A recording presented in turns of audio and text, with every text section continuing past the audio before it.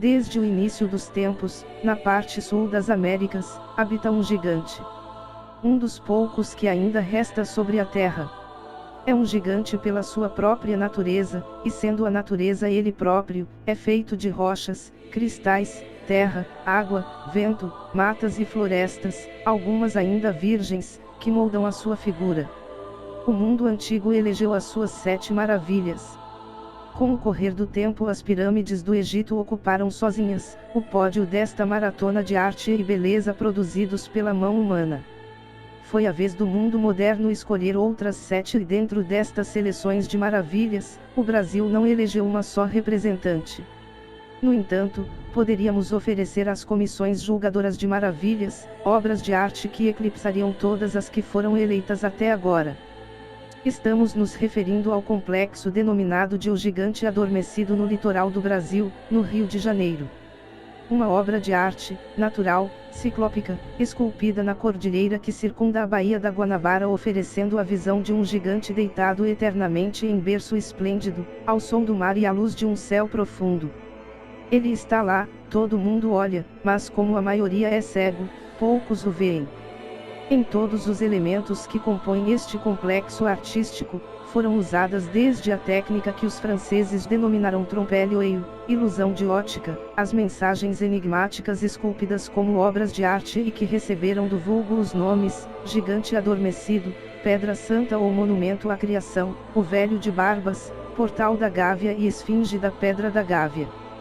Esta esfinge tem como companheiro um dos cartões postais da cidade que, por coincidência, recebeu o apelido de Maravilhosa.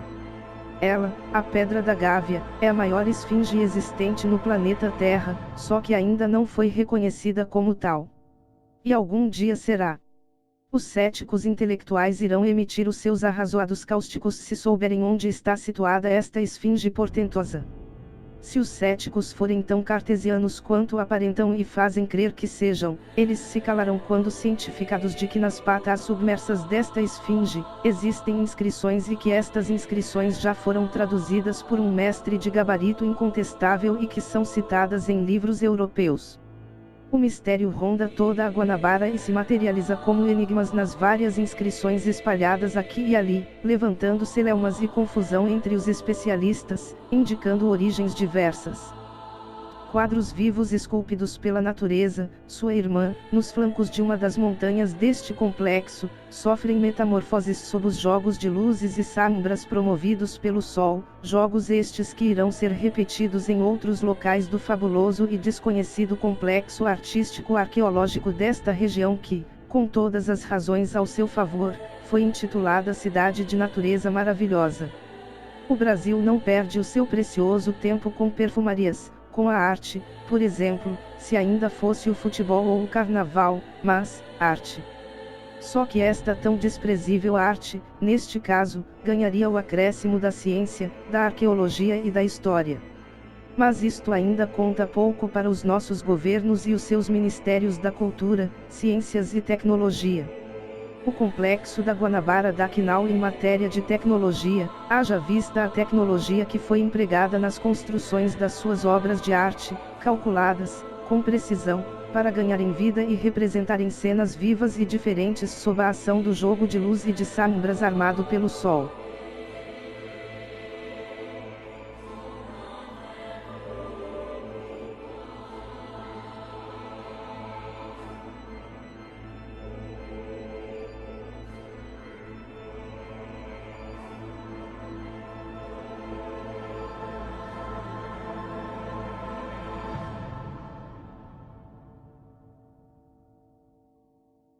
Carlos Lacerda, e o seu espírito de pesquisador curioso, deteve-se diante das inscrições ditas fenícias que recobrem a Pedra da Gávea em sua têmpora. Lacerda procurou estudá-las e traduzi-las, deixando de lado todas as informações que já existiam a respeito. Lacerda não ignorava que a Pedra da Gávea ajudava a completar a figura do gigante adormecido da Guanabara e foi a Ilha Rasa, o local mais propício para se obter a visão total da gigantesca figura. Nos seus estudos das inscrições acabou por afirmar que a palavra rasa, denominando a ilha, que de rasa não tem nada, significava, de onde se vê Ra, o gigante, o que ofereceu aos caracteres aspectos mais afins com a civilização egípcia do que com a fenícia, como supunha a maioria dos especialistas que se preocuparam com estas perfumarias. Note-se o detalhe de que estas inscrições dariam ao Brasil o presente de ter uma pré-história que o país, até agora, não possui. Um certo documento muito bem guardado conta que os portugueses perguntaram aos índios de onde eles tinham vindo e obtiveram a resposta de que os seus antepassados haviam vindo das estrelas, diz o pesquisador Edmundo B. Chaves. E a pré-história brasileira engasgou neste começo, que não teve meio e não tem fim. No início dos tempos, na parte sul das Américas, habitava um gigante. Um dos poucos que ainda andava sobre a terra. Gigante pela própria natureza, e sendo a natureza ele próprio, era feito de rochas, terra e matas, que moldavam sua figura. Pássaros e bichos pousavam e viviam em seu corpo e rios corriam em suas veias. Era como um imenso pedaço de paisagem que andava e tinha vontade própria. Caminhava com passadas vastas como vales e tinha a estatura de montanhas sobrepostas. Ao norte, em seu caminho, encontrava sol quente e brilhante nas 4 estações do ano. Ao sul, planaltos e campos infindáveis. A oeste, planícies e terras férteis cheias de diversidade. E a leste, milhares de quilômetros e quilômetros de praias onde o mar toca a terra gentilmente, desde sempre e onde a luz do sol é abundante. Havia também uma floresta como nenhuma outra na terra. Tão grande, verde e viva que funcionava como o pulmão de todo o continente à sua volta e em grande parte do próprio planeta. Mesmo diante de tudo isso, um dia, enquanto caminhava, o gigante se inquietou. Parou então à beira-mar e ali, entre as águas quentes do Atlântico e uma porção de terra que subia em morros, deitou-se. Deitado nesse berço esplêndido, olhou para o céu azul acima se perguntando, o que me faz gigante?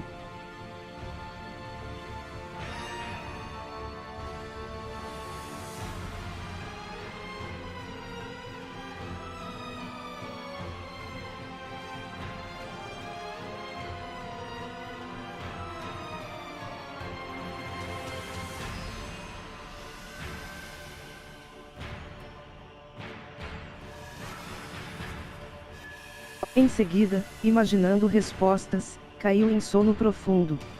Se passaram iras, que para os gigantes são apenas horas, e ele dormiu profundamente.